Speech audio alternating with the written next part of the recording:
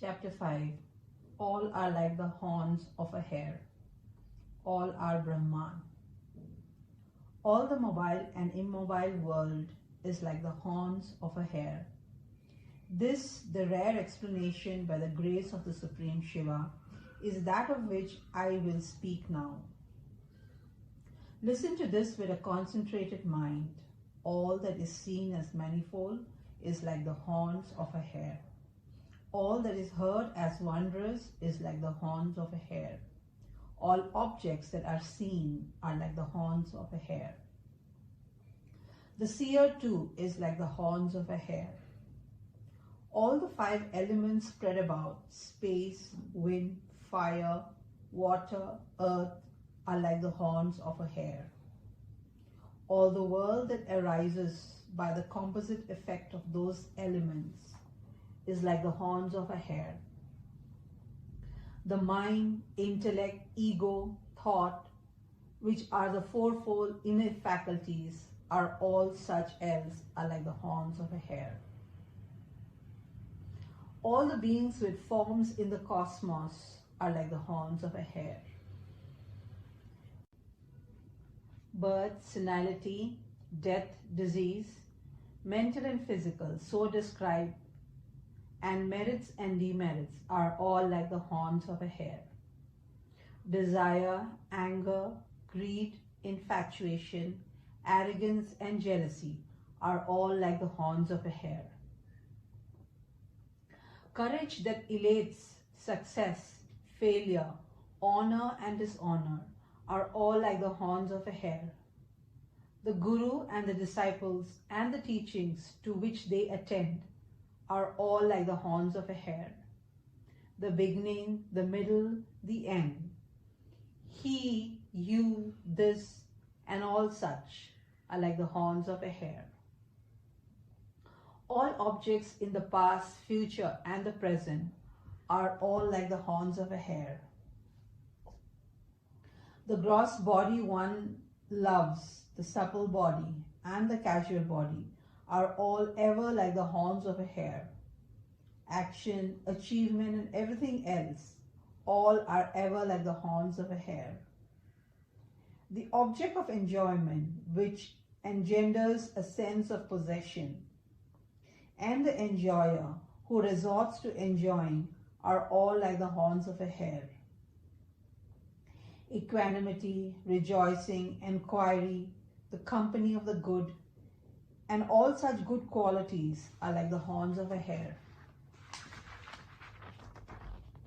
Abstentions, observances, physical postures, breath control, and other aspects of yoga are all like the horns of a hare. All varieties of goals and their definition are like the horns of a hare. The wavering of thought and its not wavering are like the horns of a hare. The four means such as the defectless discrimination of the real and the unreal and others are all like the horns of a hare. All the 24 different tattvas, factors of experience that are talked about are like the horns of a hare. Both the triad of bodies, physical, supple, casual, and the triad of states, waking, dream, deep sleep, and the two sets of sense and motor organs, as well as the pentad of elements and the pentad of gods, like Brahma and others, are like the horns of a hare. The hierarchies of caste and orders of life, their observances, race and lineage are all like the horns of a hare. The inconstant desire for enjoyment, desire for liberation, and their achievement are like the horns of a hare. The classifications such as the single category and multiple categories, and the factors of their determination are like the horns of a hare. Even the least particle of the seen and the seen are like the horns of a hare. All things that owe their existence to thought are like the horns of a hare. All things that are confirmed severally by the intellect are like the horns of a hare. All things that follow a definition by opposing diets are like the horns of a hare. All objects perceived by any of the senses at any time are like the horns of a hare. The multitude of beings are like the horns of a hare. The wondrous variety of worlds are like the horns of a hare. All holy waters are like the horns of a hare. All sacred shrines are like the horns of a hare. The codes of conduct of all the religions are like the horns of a hare. All the variety of their fruits are like the horns of a hare. The Vedas in their entirety are like the horns of a hare. The totality of treatises is like the horns of a hare. All ignorance is like the horns of a hare. All knowledge is like the horns of a hare. All bondage is like the horns of a hare. All liberation is like the horns of a hare. All time is like the horns of a hare. All action is like the horns of a hare. The understanding of all is like the horns of a hare. The Lord of all is like the horns of a hare. All kinds of individual souls are like the horns of a hare. The coalescence of all is like the horns of a hare. All manner of duality is like the horns of a hare. The truth of all is like the horns of a hare. All manner of scriptures are like the horns of a hare. All the secret expounded by them are like the horns of a hare. All kind of Vedanta and settled conclusions are like the horns of a hare. All ever is like the horns of a hare. What is to be discarded as defective is like the horns of a hare. What is to be accepted as desirable is like the horns of a hare. What is considered as fulfilling is like the horns of a hare. What is thought of as beneficial is like the horns of a hare. All the objects belonging to others are like the horns of a hare. All objects that are one's own are like the horns of a hare. The discrimination between the self and the non-self and all such are like the horns of a hare. What is seen as all is like the horns of a hare. What appears as a truth is like the horns of a hare. What is spoken in love is like the horns of a hare. Interestedly listening to it is like the horns of a hare. Teaching affectionately is like the horns of a hare. Brahma creating the world is like the horns of a hare. Hari protecting the world is like the horns of a hare. Hara destroying it is like the horns of a hare. The legendary lore that is studied is like the horns of a hare. Recollected works and epics are like the horns of a hare. The sanctified Upanishads are like the horns of a hare. The meanings of manifold treatises are like the horns of a hare. The world, individual and the supreme are like the horns of a hare. The samsara, ceaseless cycle of birth and death, is like the horns of a hare. The pure supreme Brahman alone is ever the one magnificent reality, son. Anytime and anywhere the duality that delineates the world, the individual and the supreme is totally false, like the horns of a hare. The perfectly full supreme Brahman alone is the absolute truth, which remains imperishable, untainted in all the three periods of time. One who listens to and understands this extremely sacred truth with no wavering becomes Brahman. Listen to this certitude that all is Brahman, rare to come by for all gods and humans. This is the secret as expounded to me by Shambhu. Whatever is the substance of the mental mode, that is I. Whatever is the stuff of the mental mode that conceives of this, and whatever appears as a scene is all of the nature of Brahman. The idea that conceives I am the body may be said to be the inner senses. The idea that conceives I am the body may be said to be the perplexing samsara. The idea that conceives I am the body may be said to be the cause of massive fear. The idea that I am the body is not the least bit real. All is of the nature of Brahman. The idea that conceives I am the body may be said to be all the world that appears. The idea that conceives I am the body may be said to be the strongest bondage. The idea that conceives I am the body may be said to be the massive sorrow. The idea that I am the body is not the least bit real. All is of the nature of Brahman. The knowledge that thinks I am the body may be said to be knowledgeless ignorance indeed. The knowledge that thinks I am the body may be said to be the strong knot of the heart. The knowledge that thinks I am the body may be said to be non-existence and existence. Not a particle of that knowledge that thinks I am the body is ever real. Indeed, all is Brahman. The knowledge that thinks I am the body may be said to be the buffeted mind. The knowledge that thinks I am the body may be said to be the polluted order of Vasana. The knowledge that thinks I am the body may be said to be all the horrors of hell.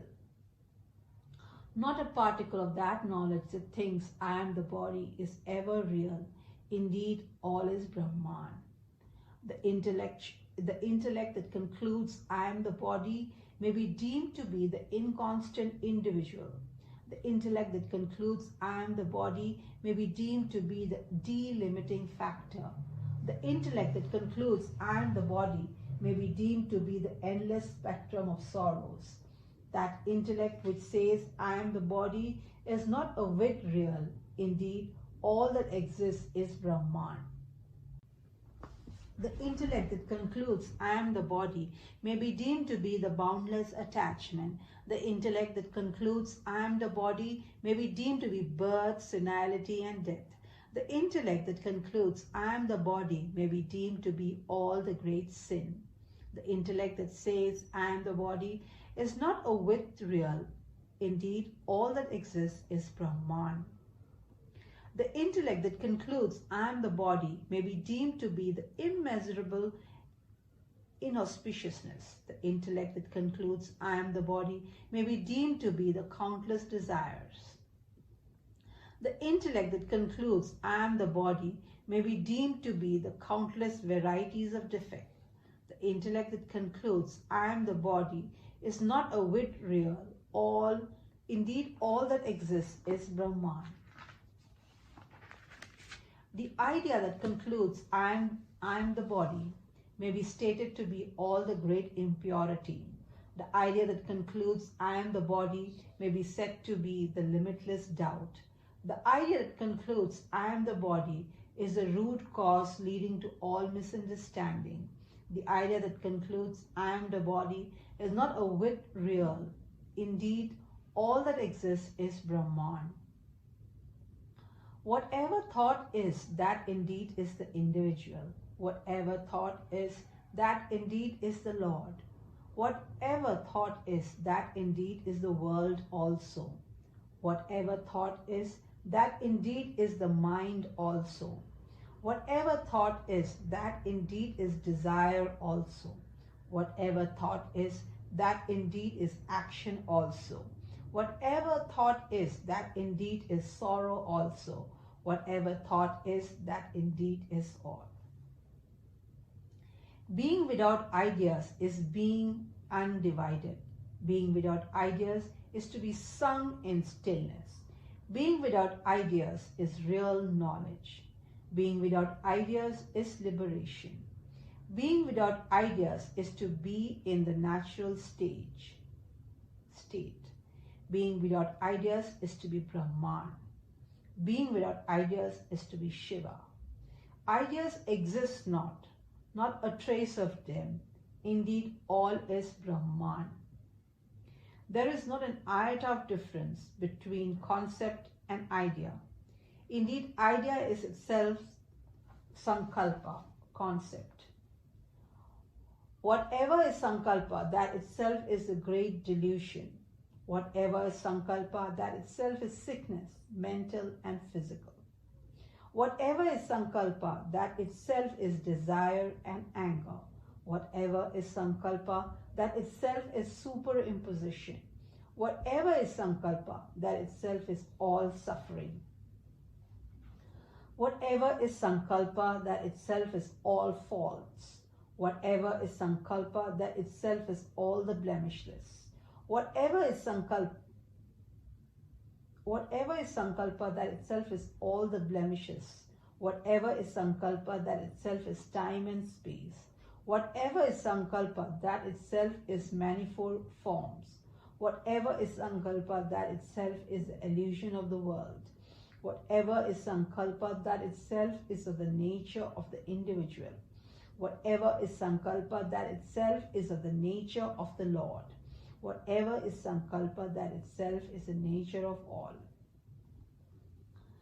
Sankalpa alone is the primal ignorance. Sankalpa alone is the numerous differences. Sankalpa alone is all nescience. Sankalpa alone is all pairs of diets. Sankalpa alone is all action.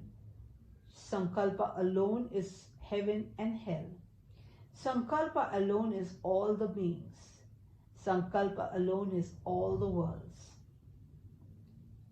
Sankalpa alone is the body and such.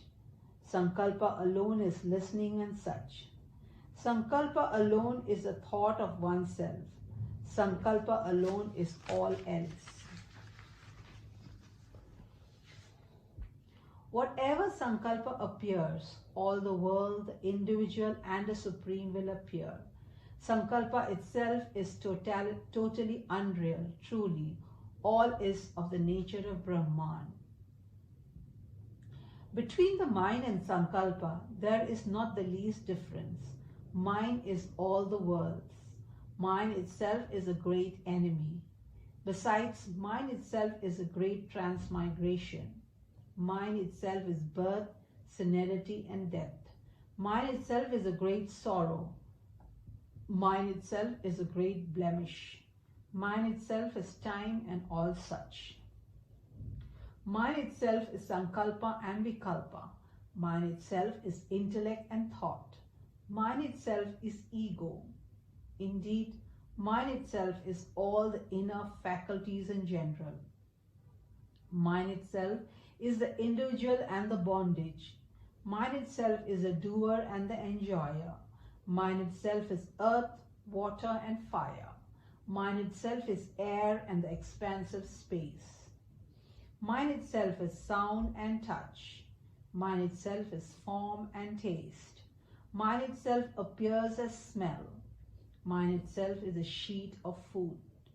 Mind itself is a sheet of vital airs, pranas. Mind itself is a sheet of mind. Mind itself is a sheet of intellectual knowledge. Mind itself is a sheet of bliss. Mind itself is a gross body. Mind itself is a supple body. Mind itself is a casual body. Mind itself is the walking and dream states. Mind itself is a state of unattached dreamless sleep.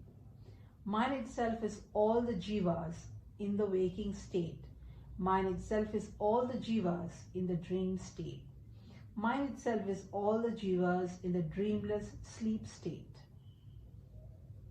Mind itself is all the aggregate. Mind itself is all the discrete. Mind itself is the multitude of gods. Mind itself is a pentad of gods like the Creator and such. Mind itself is indeed the known object. Mind itself is indeed the unknown object also. Mind indeed is all the inert and the insentient. Mind itself is all the duality that is seen. The mind it is what is ever the illusion. Mind is akin to a web of wizardry. The mind it is that is the son of barren women. Mind itself is never existent at all. As there is no mind, there is none of sankalpa and such. As there is no mind, there is no guru or disciple. As there is no mind, there is no world or souls. All that is filled with the mind is the nature of Brahman. Mind exists not. The world and individual and whatever else there is of the mind exists not. Always, everything is of the nature of the immaculate existence, bliss, consciousness, space. The undivided nature, the supreme Brahman, there is no doubt of this. It is the truth. I say this in the presence of the omnipresent Supreme Shiva.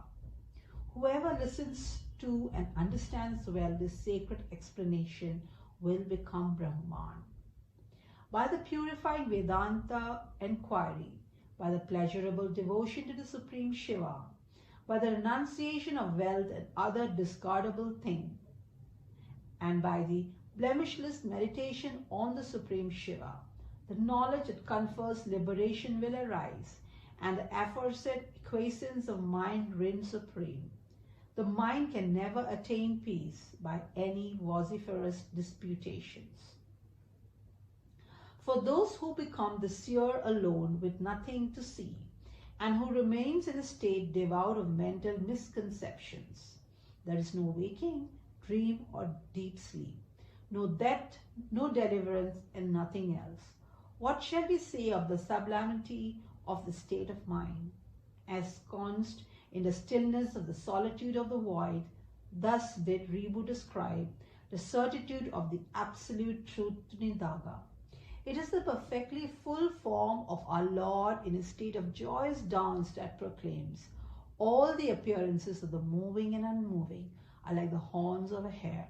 All the world, the individual and the supreme, that appears everywhere like a dream and are of the mind, are of the nature of the undivided Supreme.